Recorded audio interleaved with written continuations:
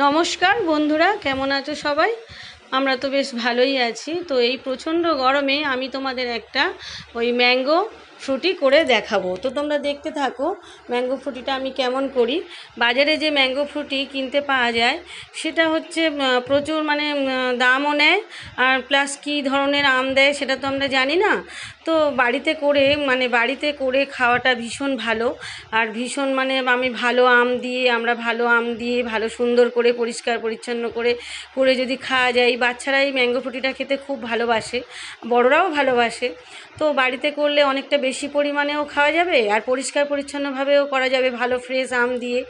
এখন বাইরে কি আম দেয় সেটাও তো আমরা জানি না, তবুও খেতে খুবই ভালো হয়।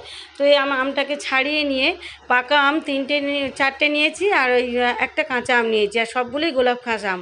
তো এই যে আমগুলোকে আমি ছাড়িয়ে নিয়ে সুন্দর করে পিস করে নিয়েছি, নিয়ে এবার কাঁচা আম আর পাকা আম আমি মিক্সিতে পেস্ট করে নেব। তো এই আমগুলো কিন্তু গোলাপ খাস আম ছিল, তো একটু ছিবড়ে বেশি ছিল। গোলাপ খাস আম একটু ছিবড়ে হয়, কিন্তু প্রচণ্ড মিষ্টি মিষ্টি হয় এই আমগুলো। এটা আমাদের বাড়ির আম বন্ধুরা, আমাদের বাড়ির গাছের আম। এই দেখো বন্ধুরা, মিক্সিতে আমি পেস্ট করে নিয়েছি, কি সুন্দরভাবে পেস্ট করে নিয়েছি, একদম সফট হয়ে গেছে, ভিতরে কোনো ছিবড়ে নেই। তাও আমি ছেঁকে নেব, কারণ গোলাপ খাসের আমে একটু ছিবড়ে থাকে, ভিতরে একটু অল্প হালকা ছিবড়ে আছে। তো এবার আমি পরে ছেঁকে নেব, তার আগে আমি একটু এই যে গ্যাসে একটু কড়া বসিয়ে দিলাম। কড়াই বসিয়ে দিয়ে আমি এবার এই যে আমের পাল্পগুলোকে দিয়ে দিলাম। এই যে চারটে আমার গোলাপ খাস আম ছিল, আর একটা কাঁচা আম ছিল। সে কাঁচা আমটাও কিন্তু গোলাপ খাস, সেটা পাকেনি, কাঁচা ছিল। তো কোনোটাই টক ছিল না, সবই মিষ্টি ছিল। তো আমি সেই জন্যে মিষ্টির পরিমাণটা চিনির পরিমাণটা আমি একটুখানি কমই দিয়েছি, খুব বেশি দিইনি। তো তোমরা সেটা ব্যালেন্স করে বুঝে শুনে দেবে। আমি হচ্ছে এই চারটে আমে আর একটা কাঁচা আমে, আর যেহেতু গোলাপ খাস আম মিষ্টি ছিল, তো আমি চিনির পরিমাণটা একটু কমই দিয়েছি, বেশি দিইনি। তো এবার এই আমের ওই আমের পাল্পটা দিয়ে আমি এবার হচ্ছে ওই মিক্সিটা ভালো করে ধুয়ে আমি সেই জলটা দিয়ে দিলাম। দিয়ে এবার আমি গ্যাসটাকে একদম মিডিয়াম ফ্লেমে দিয়ে আমি কিছুক্ষণ এটাকে ফুটিয়ে নেব। তো বন্ধুরা, এই যে ম্যাঙ্গো ফ্রুটিটা আমি করেছি, বাড়িতে করেছি, ভীষণ সুন্দর খেতে হয়েছে। আমার মেয়েরা বলছে, মা কোনো দিনই আর কিনে খাবো না, তুমি সব সময় আমাদের করে করে দেবে, আর কিনে খেলে আমাদের পোষায় না, অত কম কম দেয়।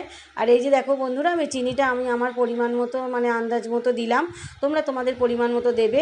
আমার যেহেতু আমগুলো খুব মিষ্টি ছিল, তো সেই জন্য আমি চিনির পরিমাণটা খুব বেশি দিইনি, মিডিয়াম দিয়েছি আমি। এবার ভালো করে আমি গ্যাসটাকে মিডিয়াম ফ্লেমে দিয়ে আমি এবার এটাকে ফুটতে কিছুক্ষণ টাইম দেব। এই মিনিট 5 মতো একটু ফুটবে। ফুটলে বেশ চিনিটা পুরো ওর সাথে একদম একদম মিশে যাবে। চিনিটা পুরো ওর সাথে মিশে গেলে তারপর আমি গ্যাসটাকে অফ করে দেব। এই যে তোমরা দেখো বেশ ফুটছে, বেশ কিছুক্ষণ মতো ফুটবে, 5 মিনিট মতো একটু ফোটাবো আমি। আর গ্যাসটাকে আমি একদম মিডিয়াম ফ্লেমে দিয়ে ফুটিয়ে নিয়েছি। এবার গ্যাসটাকে আমি পুরো লো ফ্লেমে দিয়ে দিলাম, দিলে এবারে ফুটছে। এবার আমি গ্যাসটাকে কিছুক্ষণ ওটাকে ফুটিয়ে নিয়ে আমি গ্যাসটাকে একদম বন্ধ করে দিলাম। দিয়ে আমি এবার শেষে একটু এর মধ্যে লেবুর রস দিয়ে দেবো। তোমরা চাইলে একটু ভিনিগার দিতে পারো, দিয়ে অনেক দিন রাখা যায়, ভিনিগার দিয়ে, আর ফ্রিজে অনেক দিন রাখা যায়।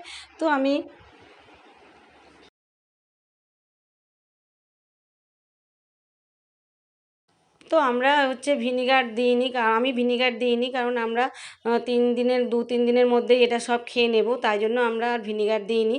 তোমরা চাইলে ভিনিগার দিয়ে অনেক দিন ধরে এটাকে রাখতে পারো, খেতে তো খুবই ভালো হয়। আর হচ্ছে এই যে দেখো, আমি এবার এটাকে ছেঁকে নিয়েছি, কারণ এর মধ্যে একটু ছিবড়ে আছে, তো গোলাপ খাস আমে এমনিই ছিবড়ে থাকে। তো এই ছিবড়েগুলো এই ছাঁকনির মধ্যে পুরো হয়ে যাবে, আটকে যাবে।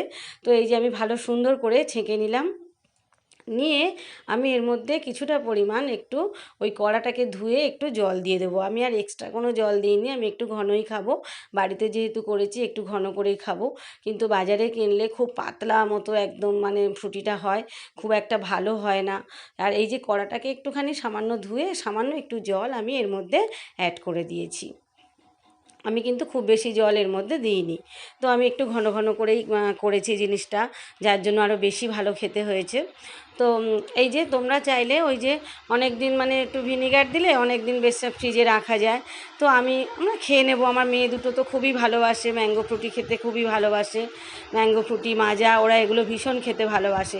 তো ওরা বলছে মা আর কিনে খাবো না, তুমি যেহেতু এত সুন্দর করেছো আমরা এবার সবসময় তুমি করে দেবে, আমরা খাবো, আমরা আবার বাজার থেকে কিনবো না। আর বাজারে 10 টাকার ফ্রুটি কতটুকুনি দেয়, একটুখানি সামান্য দেয়, তাতে পোষেও না। বাড়িতে এরকম করে নিলে অনেকটা পরিমাণও খাওয়া যায়, খেতেও বেশ সুস্বাদু হয়, টেস্ট হয়, আর পরিষ্কার জিনিস দিয়েও করা যায়। তো এই যে দেখো আমার এই পুরো এরকম হয়েছে, আমার মোটামুটি এই এতটা পরিমাণ হয়েছে।